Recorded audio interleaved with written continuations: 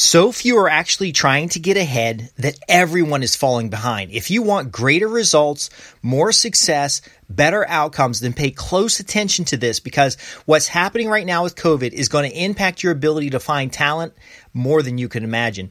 Hi, I'm Justin Hitt with Inside Strategic Relations. Many of the subscribers here at Inside Strategic Relations are high-income professionals, entrepreneurs. They hire people for a living to help collaborate and work together to solve big problems.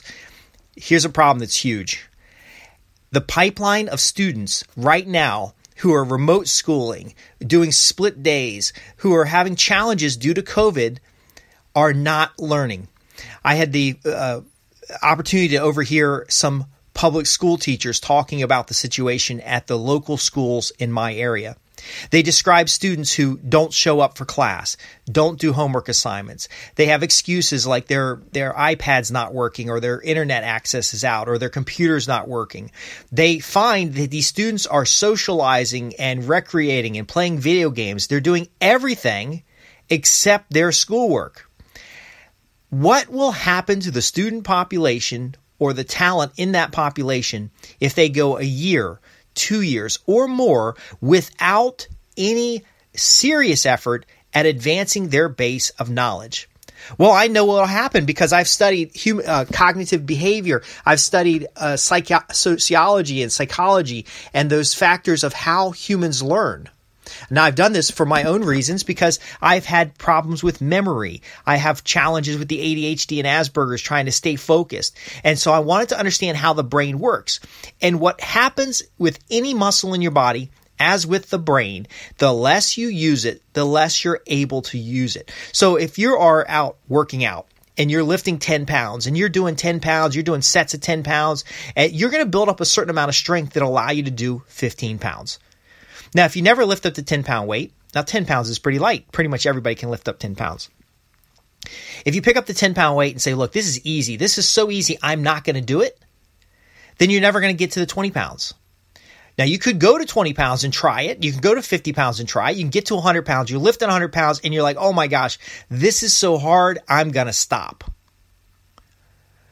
Well, you might be able to lift 100 pounds today, but you come back after 10 years, after 20 years, and you try to lift that same 100 pounds, you can't do it. Well, because your muscles, through disuse, have atrophied. They are no longer capable of handling the stress put upon them, and you decide, well, you know what? I don't need to lift 100 pounds. What do I need to lift 100 pounds for? Might have need to lift 100 pounds before, but I don't need to lift it now. Same thing works with your brain. Same thing works with education. I hear a lot of people say, look, I'm already above average. I earn in the top 10% of incomes. Well, what does that mean? If everyone around you is a complete dumbass, the average is much lower than if everyone around you is above average, or everybody around you is intelligent, or if everybody around you has a great job. If you're earning top dollars in a rural community, you wouldn't be making top dollars in a major city. Now, if you're in the top 10% of incomes and the top income is $100,000, that means you're going to be making between $90,000 and $100,000.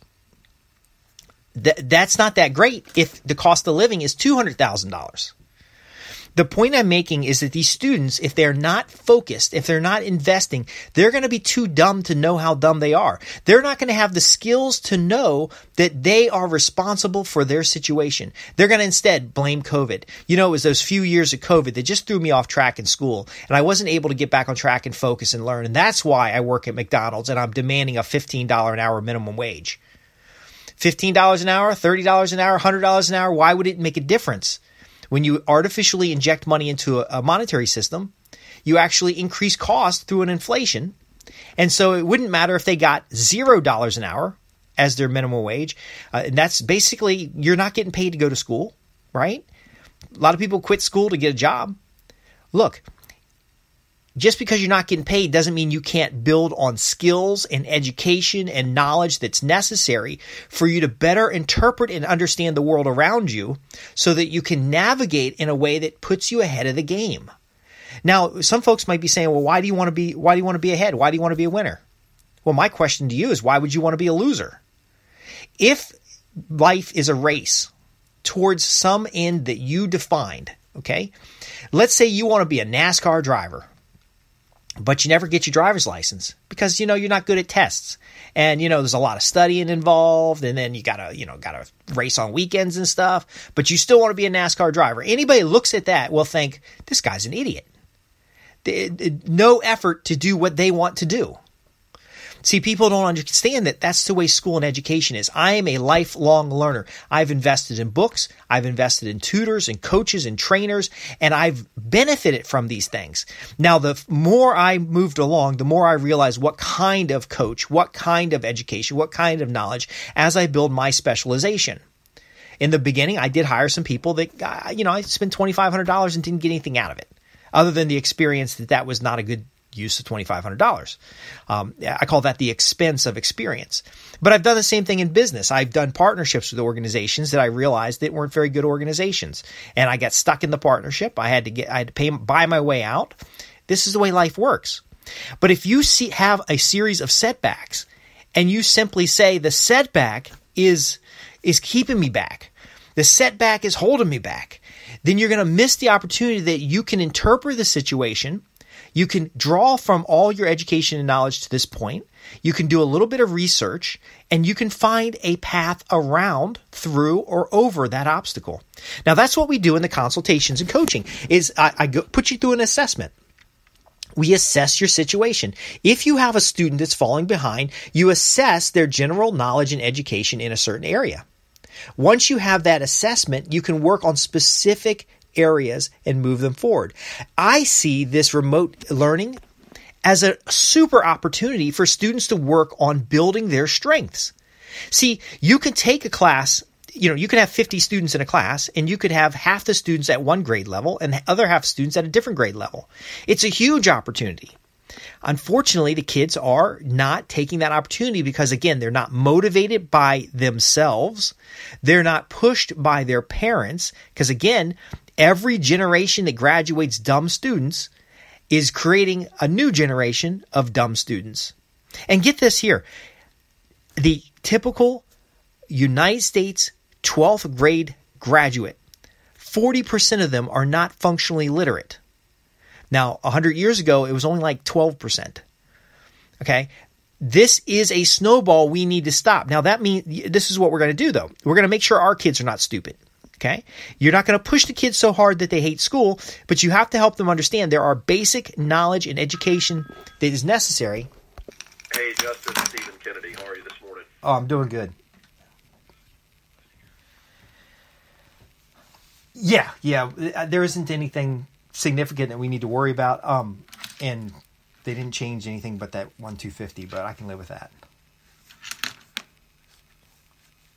Okay. What?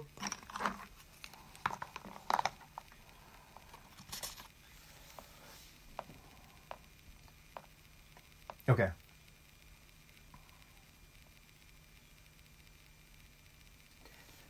Yeah, well, there were other things, but you go over them, and I will determine it. Yeah.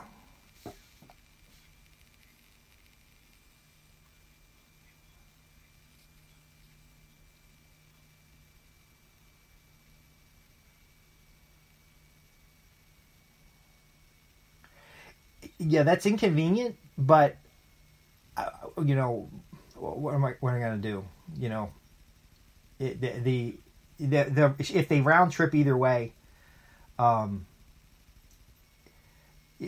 either way, it means a 100-mile trip for somebody, or a 50-mile trip for somebody. Yeah.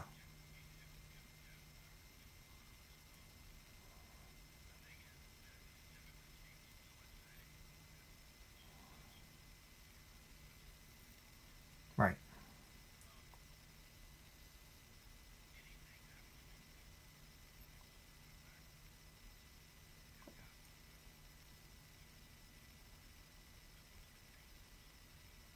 Mm-hmm.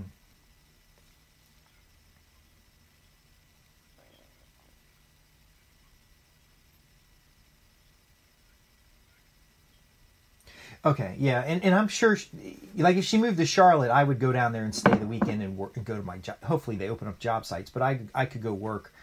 I wouldn't interrupt work. But what I see it as, this is a last ditch effort for her to still have a little bit of control, because she's making me come out at the beginning and the end of such a thing. And in her brain, she's not connecting it's also an inconvenience for her, because instead of me coming the whole way and just picking them up at the end, then she's got to go. So I think she's hurting herself as much as she's hurting me. I'll make it work because she signed the document. Yeah. Okay, so I'll make sure it's in writing. Yep.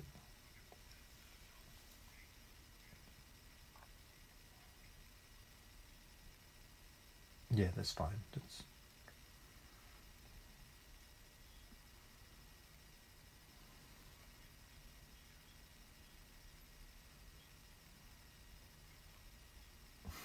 Yeah. Yeah. So she hasn't even paid for half the braces and stuff. She doesn't reimburse much at all. So I'm just going to keep track of it, and then I'll still invoice like it says. But if she ends up not paying stuff, I'm just gonna roll it up at the end of the year and make it an issue. But at $250, I don't think there's been anything that he's had that was going to be more than $250 or $300 that I wouldn't worry about just eating. It's like one of the things that I didn't tell her, but I'm kind of disclosing to you. If he has a $400 medical appointment and I call her up, and I'm not going to stand at the doctor's office and have him be sick and not pay the $400. So I would just pay the $400. I'd say, hey, Liu, it was $400, and she's going to have a fit. And then I'll just say, it's still, you owe half of that, but I'm not going to not get the kid medical care or a doctor's appointment because I got to get her permission. Does that make sense? I'll eat. Yeah. So if she doesn't reimburse me, I'll just bring it up again at the end of the year or at the end of the quarter, but I'm not going to withhold medical care for $250. Yeah. Yeah.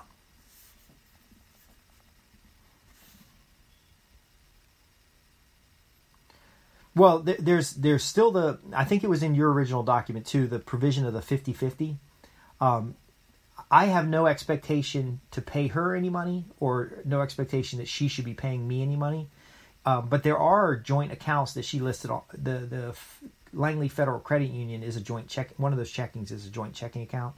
And the TD Ameritrade that I have is a joint account as well. But I'm under the understanding that she ain't going to have to pay me anything and I don't have to pay her anything. And it seems they both have similar balances.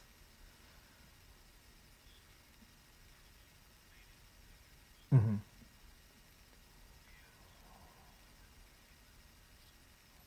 Yes, but if I were ever to take her name off, I will have to go to her. Same with her account. If she ever tries to take my name off that account, she's going to have to go to me and get my permission, and I'm going to be fine with it. I don't. We were supposed to already have dissolved the joint accounts, except for the money market account, because the money market account was being used for repairs. So, well, that's what I'm going to end up doing. I was just going to end up closing it all out, but there is the possibility that the bank might say, hey, you got to get her permission to close it out. Yeah.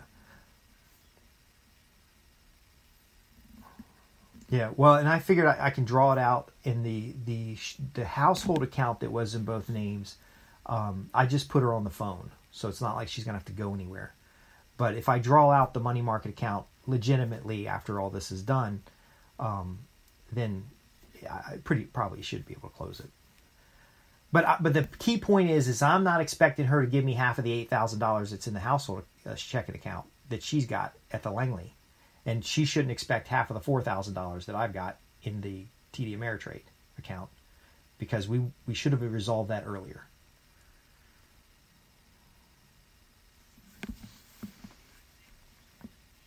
Mm-hmm.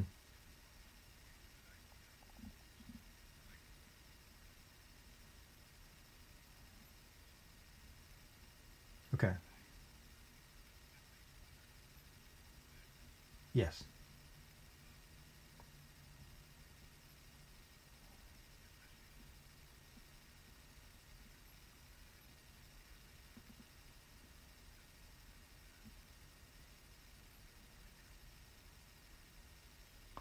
TD Ameritrade, yes.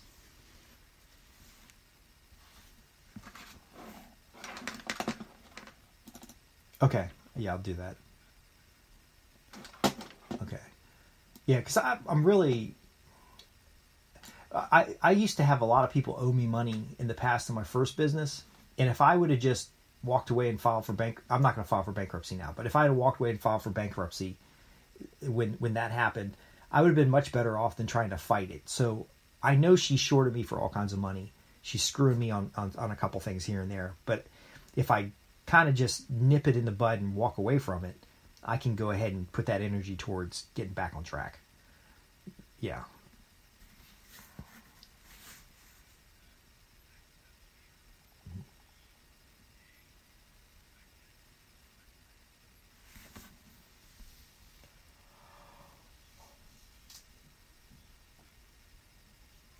Okay.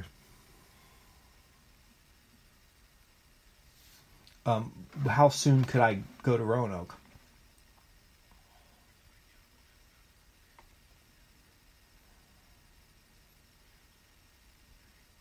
Okay.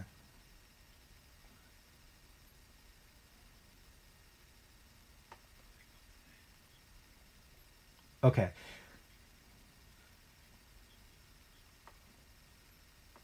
Okay. Yeah, because okay, well Saturday I have an all day thing going on here, but definitely if I could go Friday afternoon or something, but I'll be willing to come up there because that would save the 2 days of it traveling here, and I haven't been near anybody with COVID or anything like that, so I could get that signed faster if I just go up there. Um, okay, and I've already scheduled because I know that the reimbursement of the insurance, as soon as I refinance, she's going to get a refund from the insurance company. Okay. Huh, okay. Yeah, she's going to get her money first, and then anyway. Yeah. Well, yeah, but if I'm at the point where once this thing is signed, there's no way she can screw me out of money anymore. And really, I should have paid better attention of all the money she was sending out and all the money she was not putting in the household account. But I'm actually already talking to banks, and so for the refinance part, I'm actually taking all of the debt, everything I owe, all the assets, and going to sit down with a CFP and actually see, when this is refinanced, is it worth taking extra money out? What the options are if as far as the debt of consolidating and stuff. But as soon as this is signed, I should be unrestricted in being able to solve some of these money problems. That's pretty much the case, right? Okay. Okay, because it's possible in the yeah, well, it's possible in the house refinance, I can use some of the equity to cover the repairs and maintenance inside the house that I paid out of pocket. That way I'll have a little bit more emergency fund coverage right now, because I had at the beginning of 2019, kind of a middle of 2019, a year's worth of expenses in my savings account. So I didn't tell anybody, but I had enough of expenses that if something went really bad with this COVID stuff and I lost my job, I'd have a year's worth of my expenses to find another job. Yeah, I want to be in that situation, whether it's a line of credit on the house or it's actual cash in the bank, because the Wells Fargo is trying to cut $10 billion worth of expenses. Yeah, and they're announcing it public, so they're gonna do it. I want to make sure I'm not part of that.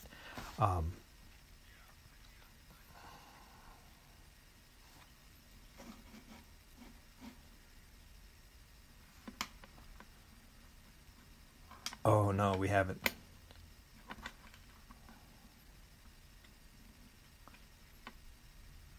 Right. Well, it's not insider information, but they have more than $10 billion in cash. Like they have more money in cash than they're trying to cut. And really what it is more of a protection mechanism. Plus, they've also got double binds on all this diversity and inclusion stuff. So they're going to pack. So internally, they are seriously trying to hire the best, most eligible candidate. And that's why some of the comments have been made, because they've looked at hundreds and hundreds of candidates and not been able to fill some positions. But when the word got to the outside world, now we're in Forbes magazine about saying there's not enough black talent in the pool to hire, like these out of context messages.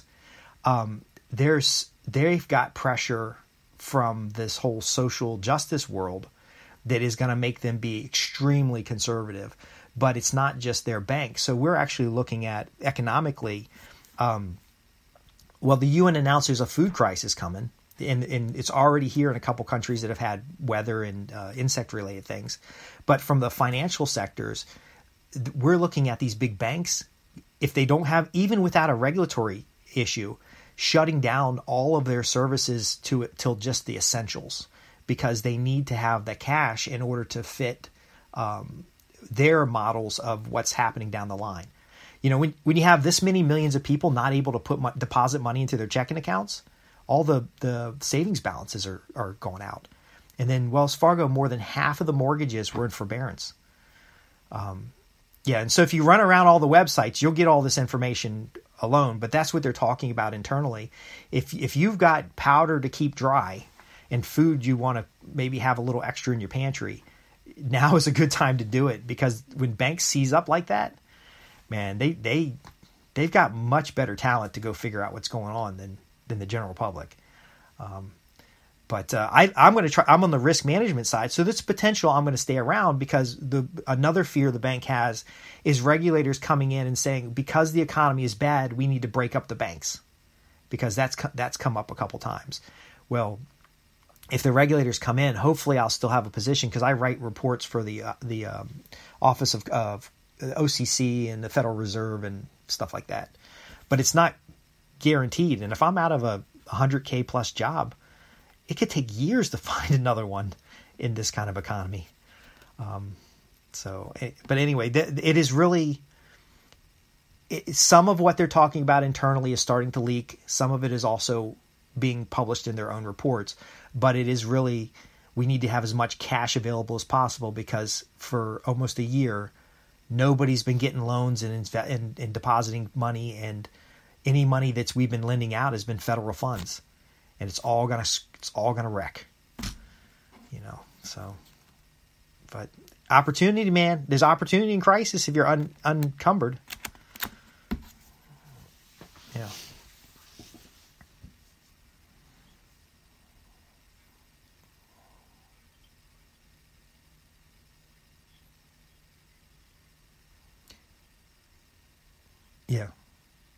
Yeah. Well, in the commercial real estate market has already started to collapse. I know a couple developers here, but that means that if you got enough cash available, or you have good credit that you can leverage, that there will be a point where you can buy up office buildings and whole blocks of buildings. And then when things start to improve, or as they improve, you can start putting people in those places. So I'm looking, my dad's going to move in the area. We're looking at farmland for security reasons, because we can move out in the middle of nowhere and be closer to better schools and not have to deal with city stuff. But if you got a piece of land or an office building it's in good condition, that's near a center that's going to revive, you could be good to go. Like around federal buildings. If you've got a giant office building near federal buildings, that thing will fill up with lawyers faster than you can imagine when the economy's better. But right now, those lawyers are going to work out of their house, because the rent's going to eat them, you know. But that's what I'm looking forward to, because ultimately, all this stuff's happened before. It happened in the 70s with fuel and oil. It happened in real estate markets in the 80s. It's just, Wells Fargo is dumping millions of square foot of prime office space all across the United States. And so is Bank of America and a lot of these other places. Somebody's going to make some money, because if you're selling them at fire sale, somebody's getting that thing cheap, and it's nice space. Oh, and they're not selling the whole building. They're keeping their data centers, but they're selling the spaces above it. So if you know real estate developers, what ends up happening is they will lease back the space they keep, and they will sell the spaces they don't, or they'll sell the whole building and lease back the part that they want to use. But often that could pay for an empty building. The buildings cost more when you put people in them. But if the building is empty, it has a kind of a fixed cost. So it's not all going to be bad unless the food supply chain stuff goes wrong, because there's a lot of dumb people out there that'll freak out. So anyway.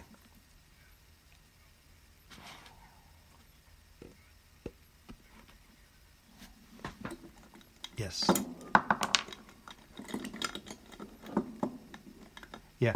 And as soon as it's up there, I'll drive up, but I'm also probably going to, more likely next week, because I'll try to schedule some appointments with bankers, because I do need to make sure that she's off the title fast, and that'll make her happy. But I don't want to refinance and then not be able to get the funds that are necessary to cover. There is really $300,000 in debt, including the mortgages. I need to have that gone before the economy sucks hard, so that I'll be able to borrow when the economy starts turning around. So I want a clean slate as soon as possible. And the only way to do that is to get this stuff under control. So thank you. Okay, thank you.